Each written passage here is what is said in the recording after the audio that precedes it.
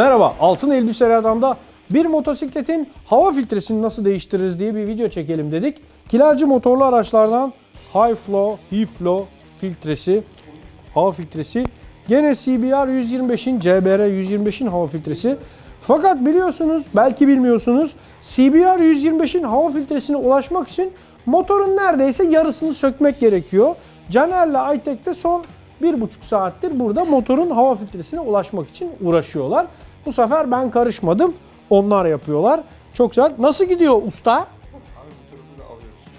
O tarafı da alıyorsunuz. Her tarafı alın. Piston sekman indirin, öyle takın şu hava filtresini.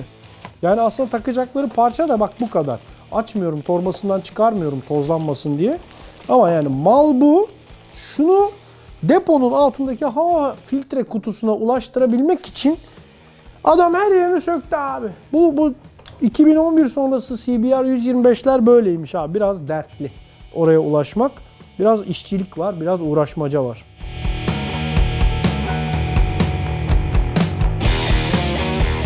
Onun ucu 12. 10T onun içinde olması lazım. O 10T işte. Bunlar 10 dediğim. Bu. Bak şunu bir dakika. Allah canını almasın seni. Biraz.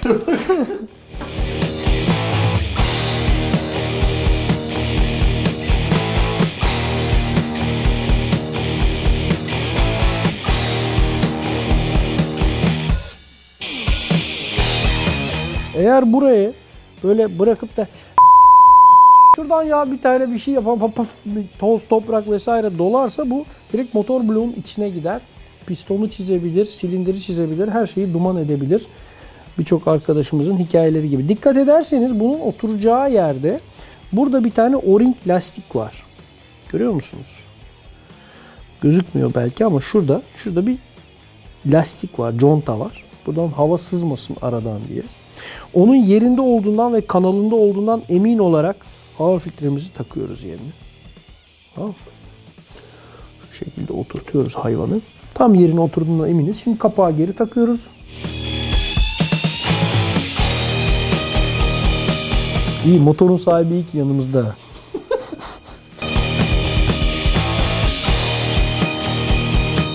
Bizim için hava çok önemli. Hava olmadan yanma olmaz.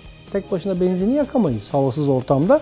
İyi hava gelmesi lazım motora. Bunun için de o havanın temiz gelmesi lazım. Çünkü direkt yanma odasına girecek. Oraya böyle taş, tokaç, toz, toprak girerse motorun içini, kalbini, canını alır.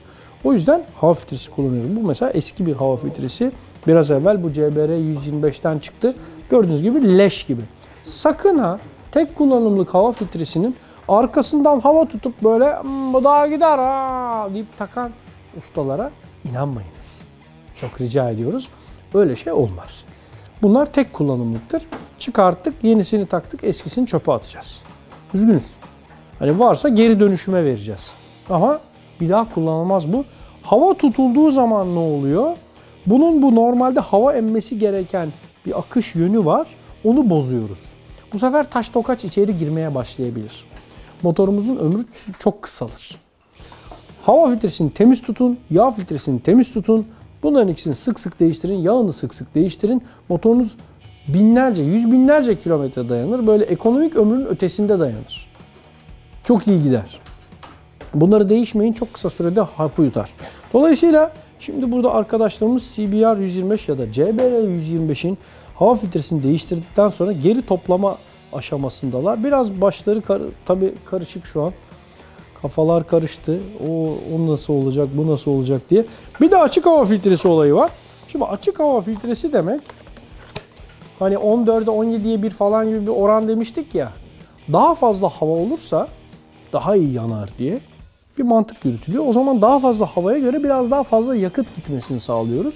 Önce orayı bir dengeliyoruz. Ondan sonra bir de egzozu değiştirmemiz lazım. Çünkü çok havayı alıyorsa denklemin bir tarafındaki rakamları arttırırsak öbür tarafını da arttırmamız lazım. Çünkü yandıktan sonra diğer tarafta yani egzozda da o çok gelen, bol gelen hava ve yakıtın kolay atılması lazım. O zaman açık hava filtresi takacaksak açık egzozda gerekebilecektir. Bu da kanunlarla bazen başımızı belaya sokabilir. Buna da dikkat etmek lazım. Peki Peki hava filtremizi zamanında değiştirmezsek ne gibi şeyler olur? Hani ya boş ver ya arkadaşımız ya da götürdüğümüz usta şişirdi işi. Değiştim abi dedi, değişmedi. Değiştim abi dedi, değişmedi. 2-3 kere atladı, ne olur? Birincisi, motorumuzun çekişi düşer. Çünkü rahat hava alamayınca bu sefer yakamayacak. Yakamayınca da gidemeyecek. Bir başka önemli faktör, yakıt tüketimi artar. Böyle ciddi, gözle görülür bir şekilde %10, %20, %30'a kadar çıkabilir fazla yakıt tüketimi. Ya bu niye, ne oldu buna falan dedirtir adama. Bir boğukluk, bir ezginlik, bir böyle iki kişi çekişte sorun, gaz tepkisinin yavaşlaması, böyle gaza cevabı biraz düşer makinenin falan. Bütün bunlar olur. Ve en önemlisi tabii ki motorumuzun ömrü çok kısalır. Dolayısıyla hava filtremiz çok önemlidir. Sık sık değişmemiz lazım. Özellikle tozlu, pisli, kirli ülkelerde yaşıyorsak bizimki gibi inşaat sektörünün kuvvetli çalıştığı, hepimizin birer müteahhite böyle destek olmak zorundaymış gibi davranıldığı ülkelerde daha sık hava filtresi değiştirmekte fayda vardır. Ben genelde 4000 kilometrede bir değiştiriyorum. Şifalı olur.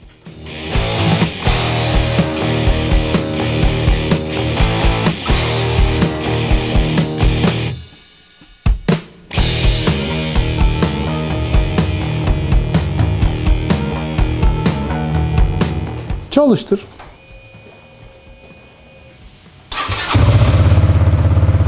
Geçmiş olsun. Bir başka dikkat etmemiz gereken husus, fren kaliperimizin üzerinde demin hidrolik tahliye etmek için açtığımız bir tane